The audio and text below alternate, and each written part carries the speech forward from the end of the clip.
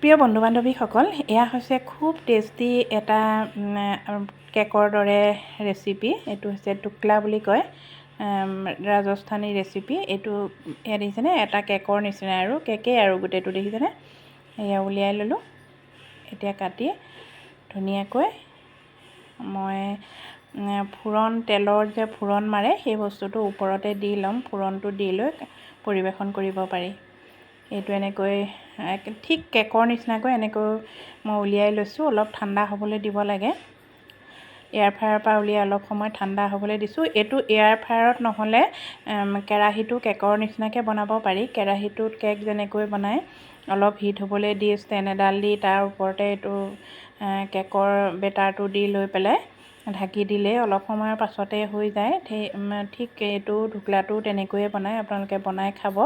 ৰৈ যোৱা ভাত আপোনালোকে পেলাই নিদিব। মই কেতিয়াবা ফ্ৰাইড ৰাইচ বনাওঁ, কেতিয়াবা এনেকৈ ঢোকলা বনাওঁ আবেলি খাবৰ কাৰণেই। আবেলি খাবৰ কাৰণেই বনাইছোঁ। এয়া ফ্ৰিজতে মোৰ অলপ ভাত আছিল, তাতে 1 হেতা দৈ দি দিছোঁ। তাৰ পাছত ইয়াতে দিম এয়া চুজি 1 হেতা দিছোঁ। এই ঘুটুং হেতাখন, বাতিটোৰ নিচিনা হেতাখন যে, সেইটোৰে মই জোখটো দিছোঁ। তাৰ পাছত এয়া চুজি দিলোঁ। তাৰ পাছত অকণমান মই ইয়াতে বেচন দি দিম। বেচন দিলে টেষ্টটো বহুত বেছি ধুনীয়া হয়। ইয়াত নিমখ দিছোঁ। তাৰ পাছত এনেকৈ অকণমান সময় লৰাই দিম। এনেকৈ ধুনীয়াকৈ সানি দিম। লৰাই দিম মানে অকণমান সানি দিম। সানাৰ পাছত মই মিক্সি জাৰত ইয়াত দি ল'লোঁ। তাৰ পাছত অকণমান গাখীৰ দি দিছোঁ, আধা কাপ দি লৈ এইখিনি মিক্সিত মাৰি ল'ম।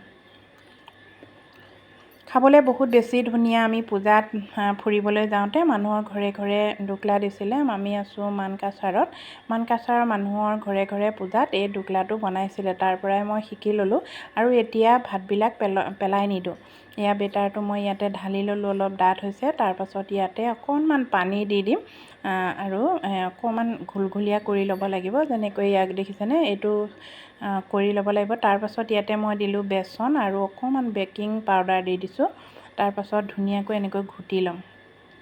বেটাৰটো কেনেকুৱা ডাঠ হৈছে এইটো আপোনালোকে গমেই পাইছে। এনেকৈ ঘুটি লৈ এতিয়া বাটাৰ পেপাৰ এখন সমান জোখত মই কাটি লৈ ইয়াতে দি অকণমান ৰিফাইন সানি ল'ম। ঠিক আমি কেক বনোৱাৰ দৰে যে, আমি কেকটো যেনেকৈ বনাওঁ তেনেকৈ। কেকৰ নিচিনা অৱশ্যে নহয় খাবলৈ, বহুত বেলেগ খাবলৈ। আপোনালোকে বনাই খাব। আৰু ৰাহি হোৱা ভাতখিনি, যিখিনি কৰকৰা ভাত বুলি কওঁ আমি, ৰাতি থকা বা দিনৰ ভাত থাকি যায়, পেলাই নিদিব। এনেকৈ বনাই চাহৰ লগত খাবলৈ বহুত বেছি ধুনীয়া। পিঠাৰ নিচিনাও নহয়, কেকৰ নিচিনাও নহয়, ইমান বেছি ভাল লাগে নহয়। আপোনালোকে এবাৰ খাই চাব।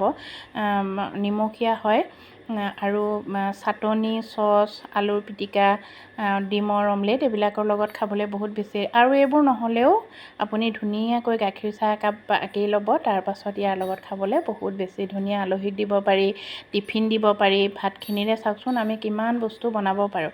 এয়া হৈ গ'ল। মই অকণ থুকি দিছোঁ। তাৰ পাছত এইটো মই এয়াৰ ফ্ৰায়াৰত দি দিম। আপোনালোকে কেৰাহীত বনাব পাৰে। কেৰাহীটো হিট কৰি ল'ব প্ৰথমতে, তাতে ষ্টেণ্ড এডাল দি দিব আৰু টিফিনটো বহাই ঢাক মাৰি দিব। অলপ সময়ৰ পাছত হৈয়ে যায়। মোৰ এয়াৰ ফ্ৰায়াৰটো আছে যি থলত, মোৰ মানে এলাহ লাগে জুইত কৰি থাকিবলৈ, সেইকাৰণে ইয়াতে বনাইছোঁ। ইয়াত দি দিলোঁ, 30ত দি দিছোঁ। তাৰ পাছত অলপ সময়ৰ পাছতে এয়া হৈয়ে যাব আৰু এইটো।